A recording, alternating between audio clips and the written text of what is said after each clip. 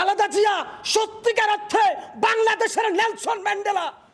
আমি আজকে দল মত নির্বিশেষে গোটা জাতির কাছে বিচার দিলাম, শেখ হাসিনা 15 বছর ক্ষমতায় থেকে যেভাবে খালেদা জিয়ার উপর অত্যাচার করেছে, জিয়া পরিবারের উপর অত্যাচার করেছে, বাংলাদেশের কোন সভ্য গণতান্ত্রিক দেশে এই ধরনের অত্যাচার করা হয় নাই। আওয়ামী লীগ আর বিএনপির মধ্যে তফাৎ ছিল এক জায়গায়। আওয়ামী লীগ আর বিএনপির মধ্যে এক জায়গায় তফাৎ। আওয়ামী লীগ ক্ষমতায় আসলে আলেম সমাজের মাজার মধ্যে রশি লাগে। আওয়ামী লীগ ক্ষমতায় আসলে মসজিদের ভিতরে শুক্রবারে জুমার নামাজের সময় ইমাম সাহেব স্বাধীনভাবে খুতবা দিতে পারে না। আওয়ামী লীগ ক্ষমতায় আসলে বাংলাদেশের বিভিন্ন তাফসিরুল কোরআন মাহফিলে আলেমরা কোরআনের কথা বলতে পারে না।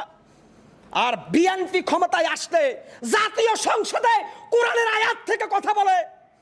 বিএনপি ক্ষমতায় আসলে বাংলাদেশের প্রত্যেকটা জেলায় মানুষ কোরআনের পক্ষে সোচ্চার কণ্ঠে কথা বলতে পারে। বিএনপি ক্ষমতায় আসলে এদেশের কোনো আলেমকে জেলখানায় যেতে হয় না। বিএনপি ক্ষমতায় আসলে এদেশের রাম বাম নাস্তিকরা কোরআনের বিরুদ্ধে কটূক্তি করার সাহস পায় না। বিএনপি ক্ষমতা আসলে বিশ্ব নবীকে অপমান করার সাহস এই মুসলমানের দেশে কেউ দেখাইতে পারে না। কেন আজকে বিএনপির নামে প্রপাগান্ডা? আমি বলবো, বাংলাদেশের যারা তথাকথিত বুদ্ধিজীবী, এই মুহূর্তে যদি আপনারা একটা নির্বাচন করেন, আমি হকার সাইফুল চ্যালেঞ্জ করলাম, বিএনপি 200-র বেশি সিটে জয়লাভ করে সরকার ক্ষমতায় আসবে বিএনপি। খালেদা জিয়া যখন ক্ষমতায় ছিল, এদেশের আলেম সমাজ মাথা উঁচু করে বীরের মতো কোরআনের বাণী গোটা বাংলাদেশে প্রচার করতে পেরেছে। যখন খালেদা জিয়া রাষ্ট্রের প্রধানমন্ত্রী ছিলেন, তখন তিনি র্যাব গঠন করেছিলেন। তিনি আওয়ামী লীগ বিএনপি দেখেন নাই, তিনি সন্ত্রাস দমনের জন্য র্যাপিড অ্যাকশন ব্যাটালিয়ন র্যাবের যোগ শুরু করেছিলেন। খালেদা জিয়া যদি ওই সময় ওই ক্লিন অপারেশন না করতেন, হয়তো বিএনপি আরো প্রভাবশালী অবস্থায় চলে যেত। কিন্তু খালেদা জিয়া অন্যায়কে প্রশ্রয় দেন নাই। আজকে আমি খালেদা জিয়ার দালালি করতেছি না। আমি বলবো, খালেদা জিয়ার চিকিৎসার জন্য বারবার বিদেশ যাওয়ার জন্য চেয়েছেন, কেন উনাকে হাসপাতালে আর জেলখানায় আটকে রেখেছিলেন? আমি এখানে শেষ করবো না। প্রিয় দেশবাসী, মোফাজ্জল হোসেন চৌধুরী মায়া চাঁদপুরের আওয়ামী লীগের সাবেক মন্ত্রী এবং এমপি ছিল। এই মায়া খালেদা জিয়ার একটা সমাবেশকে কেন্দ্র করে খালেদা জিয়ার বাসায় বালির টাক দিয়ে খালেদা জিয়াকে অবরুদ্ধ করে রেখেছে। এই মোফাজ্জল হোসেন চৌধুরী মায়া নৌ পরিবহন মন্ত্রী শাহজাহান খান খালেদা জিয়াকে নাকি মেরেই ফেলবেন এভাবে হত্যার হুমকি দিয়েছিলেন। এগুলো কি আমরা ভুলে গেছি? খালেদা জিয়াকে মোফাজ্জল হোসেন চৌধুরী মায়া বলে যে খালেদার একটা বদভ্যাস, তার বাসায় রঙের কাজ করতে সে নিজেই টাক টুকাই না বাসার মধ্যে ওই যে বইরা রাখে আর আমাদের আওয়ামী লীগের বদনাম করে। এখানে শেষ নয় প্রিয় দেশবাসী, সাধারণ একজন পুলিশ কনস্টেবল, মহিলা পুলিশ, খালেদা জিয়ার চোখের মধ্যে স্প্রে মেরেছে। ভাই, খালেদা জিয়ার চোখের মধ্যে গ্যাস মেরে খালেদা জিয়ার চোখকে নষ্ট করে দেওয়ার পাইতারা করেছিল। খালেদা জিয়া সেদের রাগান্বিত হয়ে বলেছিল, তুমি কে, এই তোমরা কারা? অর্থাৎ তিনবারের সাবেক প্রধানমন্ত্রীর চোখের মধ্যে টিয়ার গ্যাস নিক্ষেপ করেছে পুলিশ তার বাসার ভিতরে ঢুকে। এরপরও আপনারা খালেদা জিয়াকে নিয়ে অনেকে প্রপাগান্ডা চালান। আরে ভাই, খালেদা জিয়া সত্যিকার অর্থে বাংলাদেশের নেলসন ম্যান্ডেলা। আমি আজকে দল মত নির্বিশেষে গোটা জাতির কাছে বিচার দিলাম, শেখ হাসিনা 15 বছর ক্ষমতায় থেকে যেভাবে খালেদা জিয়ার উপর অত্যাচার করেছে, জিয়া পরিবারের উপর অত্যাচার করেছে, বাংলাদেশের কোন সভ্য গণতান্ত্রিক দেশে এই ধরনের অত্যাচার করা হয় নাই। ক্যান্টনম্যানের বাড়ির থেকে খালেদা জিয়াকে চোখের পানি দিয়ে ক্যান্টনম্যানের বাসার থেকে খালেদাকে বের করে দিয়েছেন। এবং এখানে তারা থামে নাই। শহীদ রাষ্ট্রপতি জিয়ার কবরকে সরানোর জন্য দিনের পর দিন সংসদে আওয়ামী লীগের বিনা ভোটের এমপিরা বিভিন্ন প্রপাগান্ডায় লিপ্ত ছিলেন। এখানেই তারা শেষ করে নাই। আন্তর্জাতিক তাই আপনার এয়ারপোর্ট, যেটা আমাদের জিয়া আন্তর্জাতিক বিমানবন্দর, সেটার নাম পরিবর্তন করার জন্য কোটি কোটি টাকা অপব্যয় করেছেন। কেন?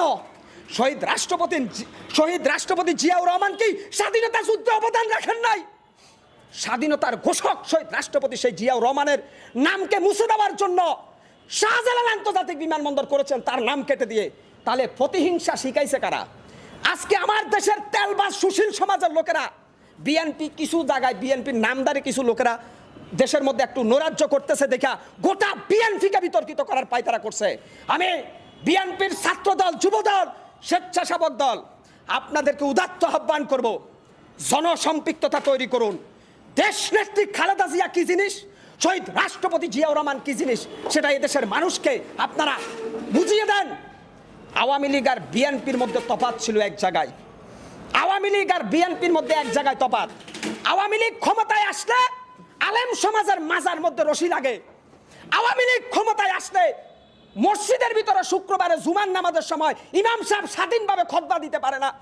আওয়ামী লীগ ক্ষমতায় আসলে বাংলাদেশের বিভিন্ন তাফসিরুল কোরআন মাহফিলে আলেমরা কোরআনের কথা বলতে পারে না।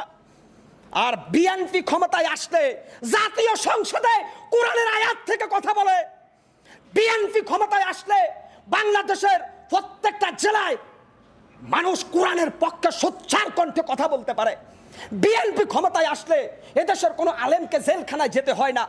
বিএনপি ক্ষমতায় আসলে এদেশের রাম বাম নাস্তিকরা কোরআনের বিরুদ্ধে কটূক্তি করার সাহস পায় না।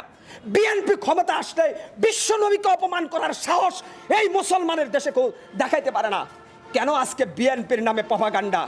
আমি বলবো, বাংলাদেশের যারা তথাকথিত বুদ্ধিজীবী, এই মুহূর্তে যদি আপনারা একটা নির্বাচন করেন, আমি হকার সাইফুল চ্যালেঞ্জ করলাম, বিএনপি 200-র বেশি সিটে জয়লাভ করে সরকার ক্ষমতায় আসবে বিএনপি। অতএব আপনারা যদি বুকের পাঠা থাকে নির্বাচন দিয়ে প্রমাণ করেন, জনগণ সিদ্ধান্ত নেবে বিএনপি ভালো না খারাপ। আমি বিএনপি যদি অন্যায় করে অবশ্যই বিএনপির সমালোচনা করব, তবে এই মুহূর্তে মানুষ বিএনপিকে ভোট দেওয়ার জন্য মুখিয়ে আছে নেলসন ম্যান্ডেলা খ্যাত খালেদা জিয়ার সম্মান রক্ষা করার জন্য। গণতন্ত্রের জন্য খালেদা জিয়া যে সংগ্রাম করেছেন, তিনি বারবার বলেছেন আমার ঠিকানা এদেশের মাটি, আমি কখনো পালিয়ে যাব না। খালেদা জিয়া মৃত্যুর শেষ দিন পর্যন্ত সেই বাক্য অটুট রেখেছেন। খালেদা কিন্তু দেশের বাইরে যায় নাই। কিন্তু যারা বলেছেন পালাবো না, যারা বলেছেন পালাবো না, তারা পালিয়ে গেছেন। খালেদা জিয়া আর অন্য রাজনৈতিক দলের মধ্যে পার্থক্য হচ্ছে এইটা। খালেদা